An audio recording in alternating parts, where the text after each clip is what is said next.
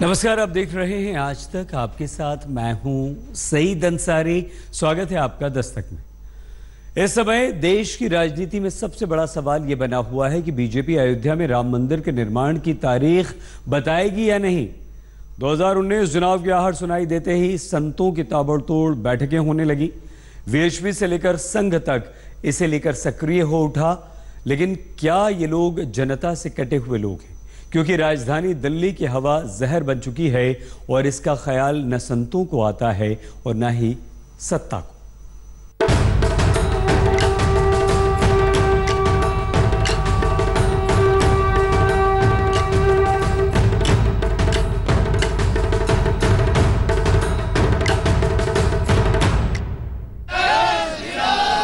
सियासत के अखाड़े में उतरे हुए संतों का खून 2019 के चुनाव से ऐन पहले उबाल मारने लगा है कि सुप्रीम कोर्ट के फैसले का इंतजार हमसे नहीं हो पाएगा, इसलिए काठ के हंडे में राम नाम का कलछुल दनादन चल रहा है। यदि कानून बना करके राम मंदिर की तारीख निश्चित नहीं हुई तो 6 दिसंबर को मैं कर लूंगा आत्मदाह। अब संसद में कानून बने और अध्यादेश लाए और राम मंदिर के निर्माण का मार्ग प्रशस्त।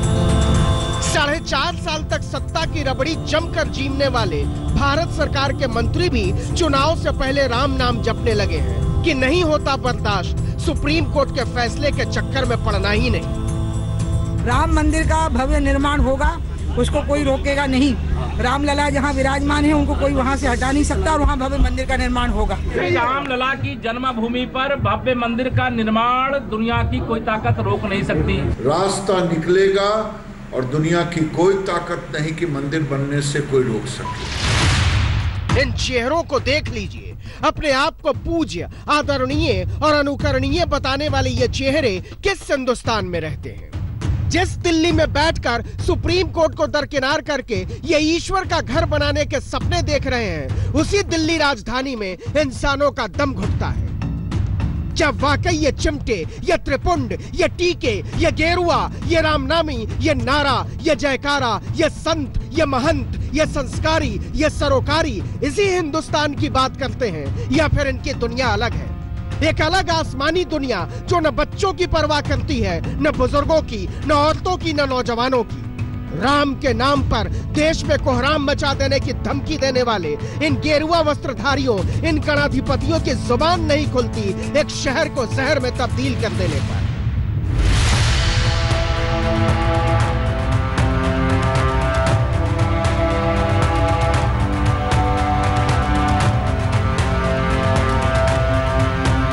आंखों में इरिटेशन होता है, अगर आप शेड्स लगाएंगे तो उस पे भी आपका स्मोक थोड़ी देर में आ ही जाता है। जब ये हाल है तो 2 दिन बाद दीपावली है, फिर कैसा होगा? यहाँ बहुत ही धूल मिट्टी लग रही है, पूरी सांस फूल रही है इधर। चलिए ठीक है, राम मंदिर आस्था का सवाल है, माना, लेकिन इसमें तो 1000 अड़चने हैं महाराज, 1000 सवाल और उससे ज्यादा बवाल।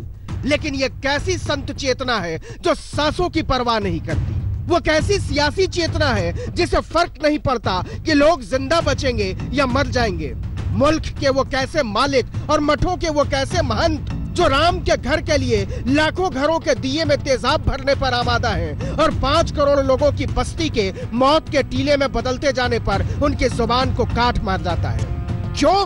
क्योंकि चुनाव में धर्म का हंगामा बिकता है, जनता का हाहाकार नहीं, बच्चों की पुकार नहीं। मैं और पार्क में जाके इतना हालत खराब है, मैं 3 दिन तो इरविन में रह के आया हूँ। आज सुबह से फिर बहुत ज्यादा हालत गंभीर लग रही है, वातावरण की सांस लेने में बहुत ज्यादा दिक्कत हो रही है। वॉक पे जाते हैं, वहाँ पर दम घुटता है, आंखों में जलन होती है। दिल्ली के ताल कटोरा मैदान में जब सियासत के ये चिमटे लहरा रहे थे तो लाखों बच्चों की आंखें जल रही थी। उनकी माओं का कलेजा उन्हें स्कूल भेजते हुए धक धक कर रहा था। काली खोई पड़ी है दिल्ली, नासूर हो चुका है नोएडा, गंध में डूबा है गाजियाबाद, गुड़गांव फरीदाबाद में सूरज नहीं दिखता। तो खोस देते उसी ताल कटोरा स्टेडियम के पीछे अपना चिमटा कि जब तक सांस की हवा साफ नहीं होती साधु नहीं हिलेगा। बैठ जाते गिरिराज सिंह, उमा भारती, रविशंकर प्रसाद इंडिया गेट के सामने कि चलो मिलकर देते हैं बच्चों को साफ हवा की गारंटी। कह देते मोहन भागवत, भैया जोशी, योगी आदित्यनाथ कि राम के घर का देख लेंगे, पहले सांस का इंतजाम करेंगे। भगवान राम के नाम पर 6 और 7 नवंबर को एक द्वीप प्रज्वलित करके हम इस उत्साह को और अच्छा बना दें, सारे कार्य यथा समय पूरे होंगे। ये तस्वीरें बताती हैं कि संतों के नाम पर भारत में जो पलटन आबाद हो रही है, उसके पास न तो समाज के वास्तविक दुख दर्द का कोई सम्मान है और न ही समाधान। वही हाल सियासत का है, वरना सांस से बुनियादी चीज क्या हो सकती है। जो हवा एंड लंग्स जो है वो एक ऐसा ऑर्गन है, वो सबसे पहले अफेक्ट होने लग जाएगा, बिकॉज सांस तो आप हमेशा लेते ही रहेंगे। देखिए कि प्रति क्यूबिक मीटर हवा में PM10 की मात्रा होनी चाहिए 50 माइक्रोग्राम, पहुंच गया है 636। PM2.5 की मात्रा होनी चाहिए 10 माइक्रोग्राम, पहुंच गया है 574। नाइट्रोजन डाइऑक्साइड होना चाहिए 80, चला गया है 232 के पार। बेंजीन की मात्रा होनी चाहिए 5 माइक्रोग्राम, चला गया है 35 के पार। हालात की गंभीरता और खतरे को ऐसे समझिए कि अगर कमरे में आप बंद हैं तब भी 20 सिगरेट रोज पी रहे हैं। खुले में 1 घंटे वर्कआउट कर लिया तो 40 सिगरेट थूक रहे हैं आप। ऐसा लगता है जैसे किसी ने राजधानी दिल्ली पर रासायनिक हथियार छोड़ दिया हो। इस देश को हिला देने की सौगंध खाने वाले महंत और मठाधीश क्या कभी सोचते होंगे कि अगर राम आज होते तो बच्चों को बिलखते देखकर उनके सांसों को उखड़ने से बचाने की सौगंध पहले खाते या अपना घर बनाने की। अयोध्या में दीपावली पर जब 3 लाख दियों की रोशनी भव्यता का इतिहास रच रही होगी, राम मंदिर की शपथ खाई जा रही होगी, सत्ता के दिक्पाल आस्था का आतंक कायम कर रहे होंगे, तो भारत की राजधानी के 70 लाख से ज्यादा बच्चे एक एक सांस के लिए तड़प रहे होंगे। उनकी बंद आंखों की प्रार्थनाएं पूछ रही होंगी कि हे राम, तुम होते तो हमारी उखड़ती हुई सांसों और अपने बुलंद महल में से क्या चुनते। आज तक बीजेपी कहती है राम, राहुल कहते हैं राफेल, और जब भी वो राफेल का नाम लेते हैं बीजेपी परेशान हो जाती है। परेशानी तब और भी बीजेपी की बढ़ जाती है जब मल्लिकार्जुन खड़गे प्रधानमंत्री नरेंद्र मोदी की तुलना हिटलर से कर देते हैं। बीजेपी इस पर इंदिरा गांधी तक चली जाती है। जैसा हिटलर जर्मनी में किया वैसा मोदी जी आज हिंदुस्तान में करना चाहते हैं। मुझे बड़ा आश्चर्य हुआ, हिटलर की भाषा इंदिरा गांधी बोलती थी इमरजेंसी के समय में, अब खड़गे साहब बोल रहे हैं। तिलमिलाई हुई बीजेपी इतिहास में चली गई थी। मल्लिकार्जुन खड़गे के बयान के बहाने उसने इंदिरा गांधी से लेकर राहुल गांधी तक को घसीट लिया था, क्योंकि राहुल गांधी राफेल पर बीजेपी को घसीटने से बाज नहीं आ रहे। बीजेपी अपनी राजनीति को बहुत मुश्किल से राम की ओर ले जाने की कोशिश कर रही है और राहुल बार बार उसे राफेल पर खींच लाते हैं कि ये सौदा एक घोटाला है और प्रधानमंत्री के मुंह पर ताला है। वायुसेना को राफेल में लूटने के बाद अब फसल बीमा के नाम पर किसानों को लूटा जा रहा है। मकसद एक है, सूट बूट वाले दोस्तों के खाते में हजारों करोड़ रुपए भरना। चौकीदार ने इरादा साफ कर दिया है, औरों से करूंगा मैं चोरी, क्योंकि दोस्तों की भरनी है तिजोरी। राहुल गांधी ने इस हमले में कृषि पत्रकार पी साईनाथ के उस लेख को भी आगे बढ़ा दिया जिसमें उन्होंने महाराष्ट्र के एक जिले में फसल बीमा के खेल का खुलासा किया है। साईनाथ ने लिखा है कि प्रधानमंत्री फसल बीमा राफेल से भी बड़ा घोटाला है। महाराष्ट्र के एक जिले में सोयाबीन के 2,80,000 किसानों ने बीमा कराया। किसानों ने मिलकर प्रीमियम के तौर पर 19 करोड़ 20 लाख रुपए का भुगतान किया। राज्य और केंद्र सरकार ने अपने अपने हिस्से के तौर पर 77 करोड़ रुपए का भुगतान किया। रिलायंस इंश्योरेंस को 173 करोड़ रुपए का कुल भुगतान हुआ और जब फसल बर्बाद हुई तो किसानों को मिला केवल 30 करोड़ रुपए। मतलब कंपनी को बिना किसी पूंजी के 143 करोड़ रुपए का फायदा हो गया। दरअसल एक तरफ राहुल बीजेपी को भ्रष्ट साबित करने की कोशिश कर रहे हैं तो दूसरी तरफ किसान विरोधी। इसके पहले शशि थरूर ने मोदी को शिवलिंग पर लिपटा बिच्छू बता दिया था। Mr. Modi, he says, is like a scorpion sitting on a shivling. You cannot remove him with your hand and you cannot hit it with a chappal either. Congress Modi की छवि को भ्रष्टाचार के हथौड़े से तोड़ना चाहती है। उसे उम्मीद है कि इससे 2 फायदे होंगे। एक तो मोदी की विश्वसनीयता कम होगी और दूसरे वो बीजेपी विरोध की राजनीति के केंद्र में आ जाएगी। जेपीसी तुरंत बनानी चाहिए, ये हमारी मांग है, जिससे इन विषयों पर चर्चा हो सके। जो राहुल गांधी ने कहा उस पर भी चर्चा हो। अब बीजेपी की दुविधा देखिए। राहुल कहते हैं भ्रष्टाचार और बीजेपी कहती है भाषा। राफेल हिंदुस्तान पहुंचने से पहले ही आंधी बन चुका है और चुनाव जैसे जैसे करीब आएंगे वो बवंडर बनता जाएगा। बीजेपी हरगिज नहीं चाहती कि 2019 का युद्ध राम बनाम राफेल में बदले और राहुल चाहते हैं कि राफेल जनता का सवाल बन जाए। आज तक ब्यूरो। सारा झगड़ा ही 2019 के लिए है। जिसके बस में जितना है उतने पर अपना नाम खोद देना चाहता है। कोई मूर्ति पर खोद रहा है, कोई पुल पर, और इस खुदाई में विधायक सांसद को धक्का दे रहा है। सांसद पुलिस को और जनता 14 साल में तैयार हुए एक पुल को रामराज समझकर स्वीकार करने पर मजबूर है। आज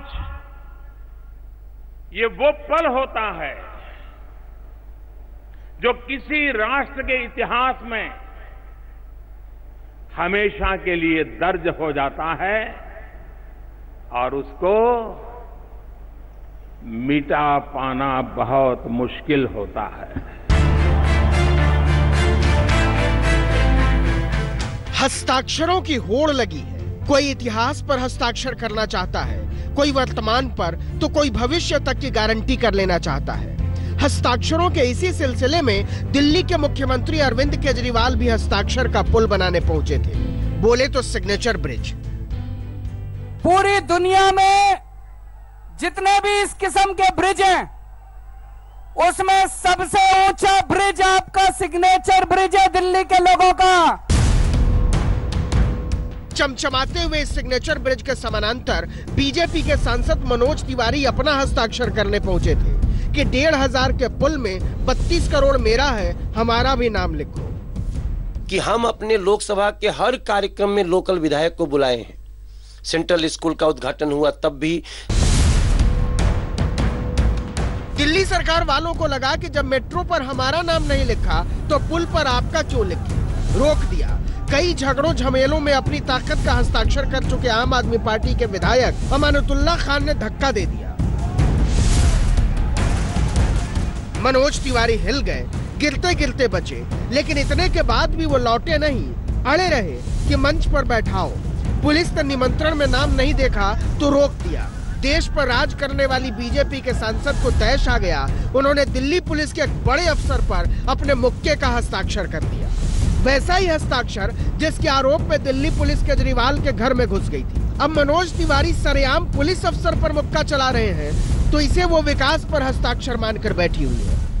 ऐसे में खड़ा हूँ और सीधे मुझे ये धक्का देता है। धक्का देने के बाद फिर से यही गोली मार दूंगा, यही जान ले लूंगा। उन्होंने फिर आने की कोशिश की, तब मैंने उनको आने से रोका। जिसको ये धक्के का नाम दे रहे हैं, अगर वो स्टेज पर आ जाते तो जाहिर सी बात है कि उनके कार्यकर्ता थे, उग्र थे, उन्होंने पहले ही बदतमीजियां की, कार्यकर्ताओं को मारा भी, पीटा भी, काले झंडे थे, बहुत सारे थे। कितना अजीब है कि विधायक धक्का देता है, जवाब में सांसद मुक्का मारता है। दोनों थाने पहुंच जाते हैं और दोनों कहते हैं कि सामने वाला हमको मार डालेगा, और जनता सिर धुनती है कि हमने क्या सोचकर चुना था, ये क्या निकले। या तो ये हो सकता है कि दिल्ली पुलिस में यहाँ के चुने हुए मुख्यमंत्री को सुरक्षा देने की योग्यता नहीं है, तो वो बता दें। दूसरा ये हो सकता है कि उनमें इसकी कैपेबिलिटी नहीं है।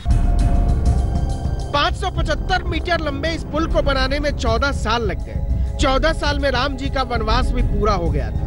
लेकिन जब जनता का वनवास पूरा हुआ तो चुनाव आने वाले थे और सियासत में होड़ लग चुकी थी।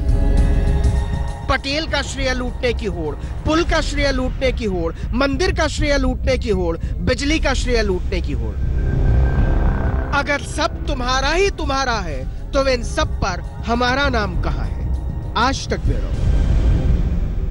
दस्तक में आज के लिए बस इतना ही। अपना बहुत ख्याल रखिएगा, देखते रहिए आज तक।